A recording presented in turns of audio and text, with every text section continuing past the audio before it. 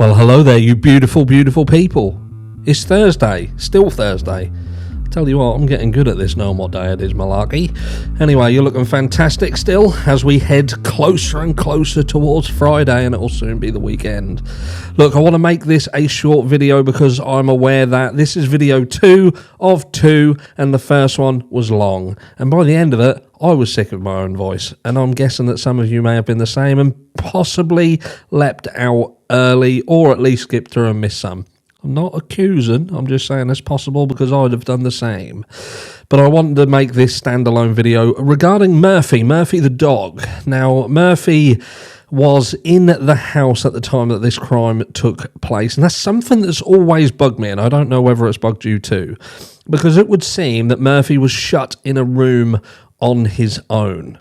Now, we don't know whether he was put in there earlier on in the evening. Now, it seems to make the most sense that perhaps the girls had put him away, put him in his own room, perhaps before they went to bed, perhaps let him out, took him for a walk, I don't know, but then shut him away before they went to bed. I find that a little bit odd why they didn't have him in the room with them, because he obviously loved being with them. He would be on the bed. We've got multiple pictures seeing him there with Kaylee laying with her, and, you know, but it would appear that he was shut in another room.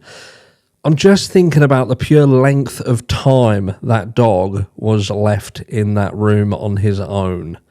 Now, I questioned earlier on whether the barking that was heard in this new footage that's come to light, which I do think is authentic. There is you can clearly hear some dog barking in the background if you put your headphones on, and you know it runs for a little while, longer than I originally expected to hear it, and who knows, it makes the most sense. I'm thinking about the time of the morning where this was, around sort of 4:15. If it was in another property, would they have shut that dog up quicker? The fact that this went on and on and on, it seems to fall in line with the time frame with which we've been given, if you trust that time frame. Point being, was that Murphy barking? Would Murphy have been happy to have been shut in that room? And what I'm trying to get at is, again, this is with respect of the people who were left in this property alive, the material witnesses. I'm not going to call them survivors. Some may find that disrespectful because at the end of the day, they didn't lose their lives. But at the end of the day, for me, they're material witnesses. They happen to be in a place where an attack happened, but they were free from that attack in terms of they weren't attacked themselves. There will potentially be emotional scars depending on how close they really truly were to the victims, but that's for some people questionable. I can't make a comment on it, but their actions, yeah, they had tattoos done, but they've seemingly stayed out of the limelight. They've not done, again, questionable. I don't know. We don't know what was going on. We know there was some kind of frostiness. There was arguments in there. That's what the internet posts seem to make us perceive, if you like. But at the end of the day, material witnesses to a crime, and they're likely to be called into court to have their day in court. Point being, what in this 8 hours, in this period of time when nothing seemingly happened until later on, when people were called over, sorority sisters, fraternity brothers all came to the house and the rest ensued,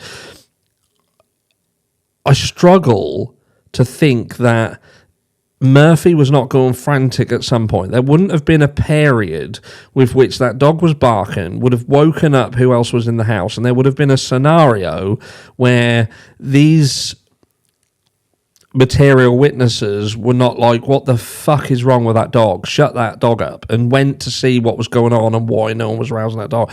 To me, I kind of, it's just something that's bugged me. And again, this isn't going to be a long video. This is just to try and get you guys' viewpoint on what it means with Murphy being there. You know, I know he can't tell anybody what happened, and he can't point the finger at anybody and truly say anything. But the fact that he was there and had have been in that room for hours and hours and hours, is Murphy just the best behaved dog that I've ever known?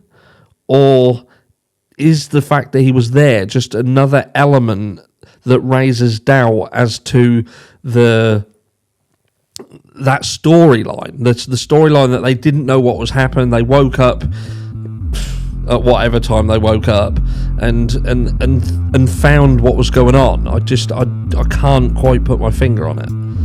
And I'd just like to know your thoughts. Enjoy the rest of your Thursday. And I will catch you all in the next one.